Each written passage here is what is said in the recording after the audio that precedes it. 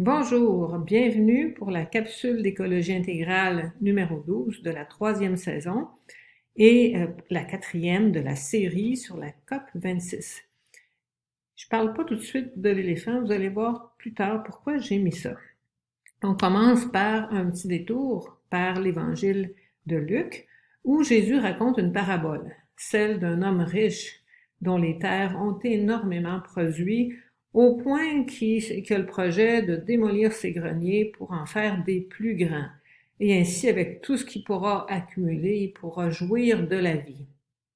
Mais là, la grande voix de Dieu lui dit qu'il est sot parce qu'il va mourir la nuit prochaine. À quoi ça va avoir servi, tout ça? Il aurait mieux valu être riche en vue de Dieu.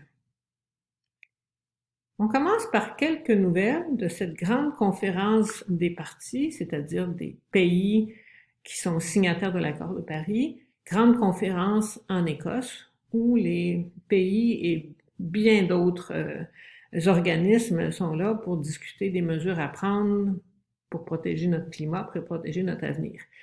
Une bonne nouvelle qui a pris un peu le monde par surprise, à 2 jours de la fin de la conférence, le 10 novembre, les États-Unis et la Chine ont fait une déclaration commune où ils disent qu'ils s'engagent à prendre des mesures concrètes d'ici 2030 pour limiter le réchauffement planétaire à 1,5 degré.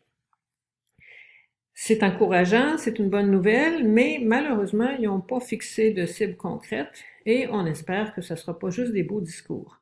Mais tout de même, cette annonce-là est saluée par les environnementalistes comme un signe positif.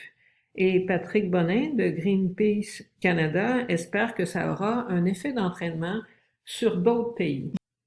Écoutez bien ceci, le 9 novembre à la COP 26, l'Association canadienne des producteurs pétroliers a fait une proposition vraiment extraordinaire entre guillemets.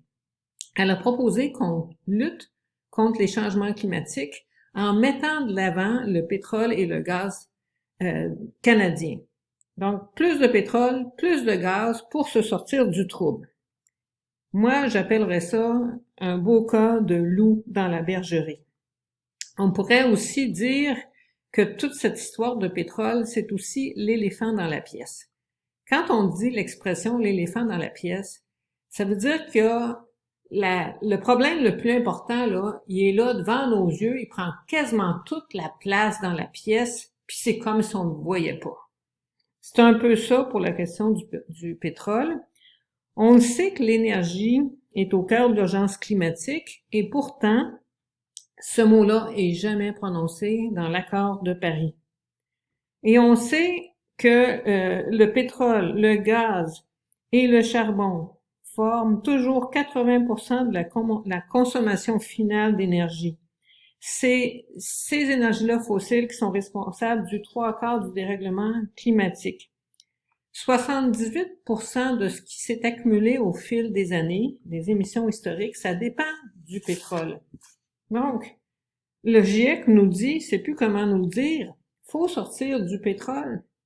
Faut absolument sortir du pétrole, faut laisser les énergies fossiles dans le sol. Et même l'Agence de l'énergie dit ça maintenant, alors que c'était pas vraiment leur discours avant ça. La situation ressemble un peu à ce qui s'est vécu du côté de la cigarette. Les industries de fabricants de cigarettes, là, les cigarettières, ont longtemps nié qu'il y avait un lien entre le cancer du poumon et la cigarette. Ils ont fait énormément de campagnes de désinformation. Et maintenant, on sait que ça a été la même chose pour les compagnies pétrolières.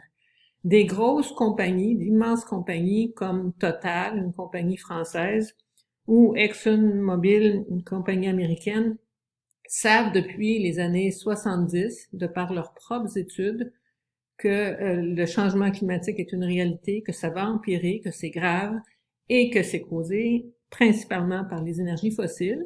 Alors, au lieu de dire « Oh, il y a un gros problème, on arrête tout », ils ont fait d'intenses campagnes de désinformation pour semer le doute, pour laisser croire que c'était pas quelque chose de clair, les changements climatiques, que c'était controversé, qu'il y en a qui disaient ça. Ils ont même des fois dit qu'on s'en allait plutôt vers un refroidissement climatique. Donc, il y a quelque chose de pervers. Ils ont menti, ils ont trompé, et ils continuent à être présents dans des grandes rencontres comme la COP 26 où on cherche des solutions. Vous invitez celui qui fait les problèmes pour que ce soit lui qui propose les solutions. Il y a quelque chose de complètement tordu là-dedans. Au Canada, ça devrait nous préoccuper. Avec la COVID-19, il y avait eu un certain ralentissement des creusages de puits du secteur pétrolier en 2020, tout ça. En 2021, là, ça va bien. Il y a des hausses. Ils ont décidé de remonter leurs prévisions, puis ils prédisent qu'ils vont faire 4650 forages de puits. Et l'année prochaine, pourquoi pas, encore plus. Donc, on n'est vraiment pas dans la bonne direction.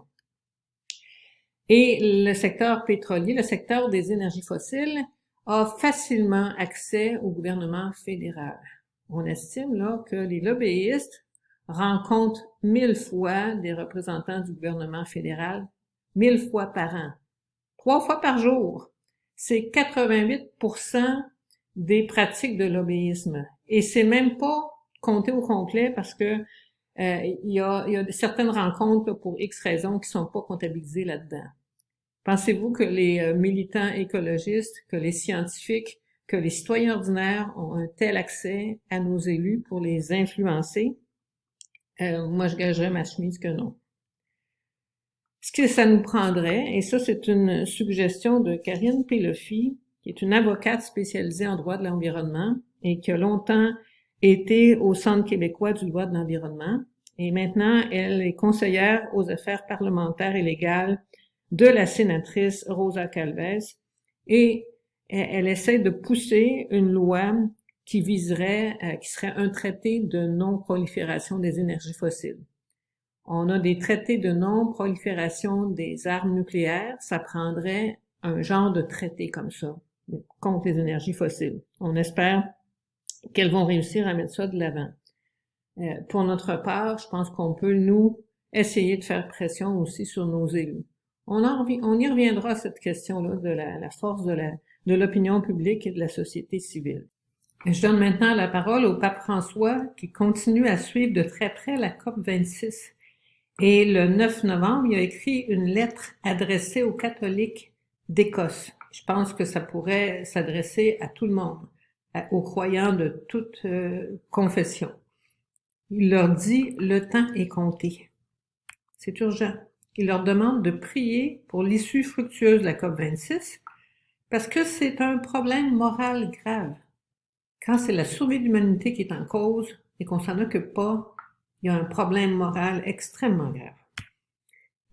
Aussi d'implorer, il demande aux catholiques d'implorer les dons de sagesse et de force de Dieu pour qu'ils inspirent les dirigeants qui prennent les décisions qui nous affectent tous, en commençant par les plus vulnérables et qui vont affecter grandement les générations futures. Et enfin, il nous demande de témoigner du pouvoir de l'Évangile à apporter lumière et espérance à tous les efforts consentis pour construire un avenir de justice, de fraternité et de prospérité à la fois matérielle et spirituelle. On a ça à faire nous aussi. Être des témoins d'espérance dans un monde qui s'en va vers quelque chose de chaotique et de difficile. Je terminerai sur une touche peut-être un petit peu plus légère, quoique c'est quand même très, très sérieux. Il y a des scientifiques qui veulent alerter les dirigeants de Glasgow, les dirigeants réunis à Glasgow, sur la gravité de la situation, sur ce qui menace, entre autres, tous les gens et les écosystèmes nordiques. Ils ont fait livrer un énorme iceberg de 4 tonnes aux dirigeants qui sont réunis à Glasgow. Donc, bien évidemment, cet iceberg-là est en train de fondre, comme aussi fondent d'autres icebergs, comme le Groenland est en train de fondre, comme la calotte glaciaire est en train de fondre. Donc, message percutant, mais il y a quand même une petite touche d'humour là-dedans, je trouve.